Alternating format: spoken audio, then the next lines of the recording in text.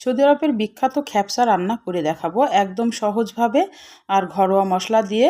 আর ঝরঝরে ভাতটা দেখে বুঝতে পারছেন একদম ঝরঝরে হবে আর খেতে খুবই সুস্বাদু। আমি এটা চিকেন দিয়ে এই খ্যাপসাটা রান্না করে দেখাবো। আপনারা দেখতে থাকুন। আসসালামু আলাইকুম। হ্যালো বন্ধুরা, আপনারা কেমন আছেন? আশা করি আপনারা ভালো আছেন। আমি আলহামদুলিল্লাহ ভালো আছি।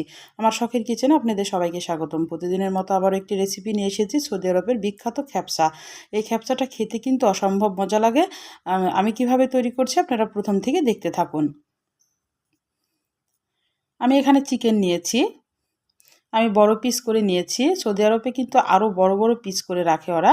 আমি একটু ছোট টুকরো করে নিয়েছি, কিন্তু তবু অনেক বড়। এবার আমি কড়াইয়ে চলে গেলাম। পরিষ্কার করে আগে থেকে ধুয়ে রেখেছিলাম। কড়াইয়ে সাদা তেল দিয়ে দিলাম, পেঁয়াজ কুচি আর কাঁচামরিচ কুচি দিয়ে দিলাম। এটা আমার মতো করে আমি রান্না করে দেখাবো। এই খ্যাপসাটা অনেকভাবে রান্না করে খেয়ে থাকে আর অনেকভাবেই রান্নাটা করে। এটা আমার মতো করে আমি রান্না করে দেখাবো, অনেক মজা লাগে। এভাবে যদি আপনারা একবার রান্নাটা করে খেয়ে দেখতে পারেন, অনেক মজা লাগবে। আমি তেজপাতা দিয়ে দিলাম একটা। তেলের সাথে পেঁয়াজটাকে একদম ভাজা ভাজা করব না, হালকা নরম করে আসবে তখন মশলাগুলো অ্যাড করব। আর একদমই অল্প মশলাতে কিন্তু আমি খ্যাপসাটা রান্না করব। সাদা গোলমরিচ আর কালো গোলমরিচটা দিয়ে দিলাম।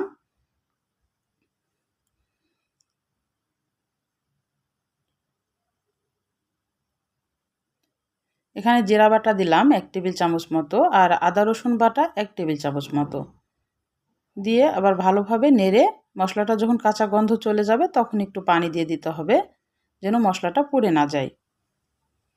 আমি বললাম একদম সামান্য মশলা দিয়েই তৈরি। শুকনা মরিচের গুঁড়া দিয়ে দিলাম আর গরম মশলার গুঁড়া দিয়ে দিলাম, দিয়ে আবার ভালোভাবে নেড়ে নিতে হবে। লবণ দিয়ে দিলাম স্বাদ মতো।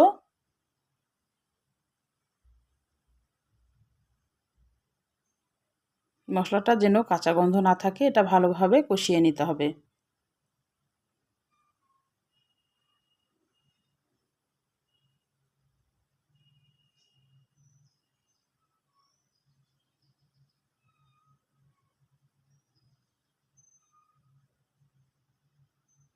1 টেবিল চামচ মতো সয়া সস দিয়ে দিলাম। মশলাটা যখন ভালোভাবে কষানো হবে তখন 1 টেবিল চামচ মতো সয়া সস আর হাফ টেবিল চামচ মতো টমেটো সস দিয়ে দিলাম, বা টমেটো কেচাপ দিলেও হবে। এবার ভালোভাবে নেড়ে নিতে হবে।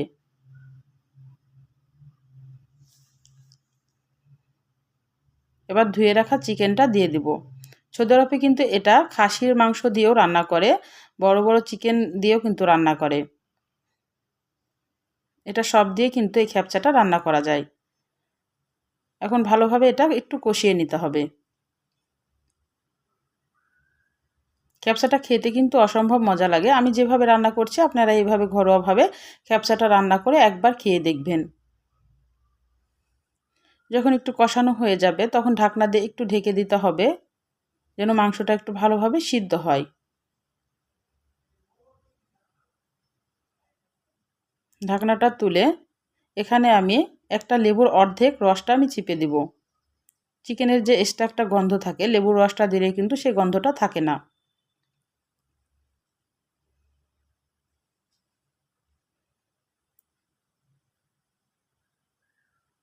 আমি কিন্তু এখনও পানি অ্যাড করি নাই, আমি কিন্তু ওই মশলাতে চিকেনটা কষাচ্ছি। একটু সময় নিয়ে কষাইতে হবে, যেহেতু বড় বড় টুকরো করা চিকেন। যখন উপরে তেল উঠে আসবে তখন পানি দিয়ে দিতে হবে। পানি দিয়ে এটাকে এখন ঢাকনা দিয়ে ঢেকে চিকেনটাকে রান্না করে নিতে হবে।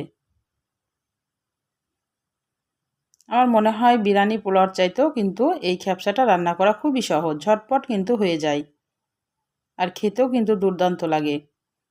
একবার হলো আপনারা এই সৌদি আরবের বিখ্যাত খ্যাপসাটা রান্না করে খেয়ে দেখতে পারেন।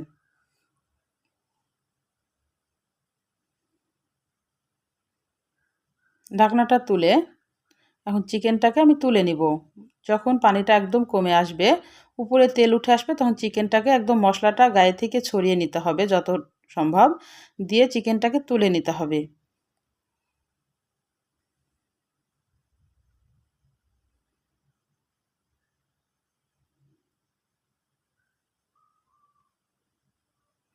এখন পোলাওর চালকে আমি 1 কাপ পোলাওর চালকে আমি আধা ঘন্টা পানিতে ভিজিয়ে রেখেছিলাম। সৌদি আরবের বেশিরভাগ কিন্তু বাসমতি চাল দিয়ে ওরা এটাকে খেয়ে থাকে। আমি পোলাওর চাল দিয়ে তৈরি করে দেখাচ্ছি।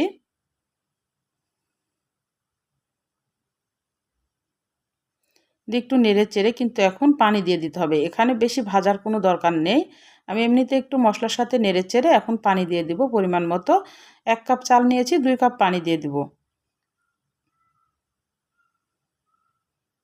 তাহলে একদম ভাতটা একদম ঝরঝরে হবে।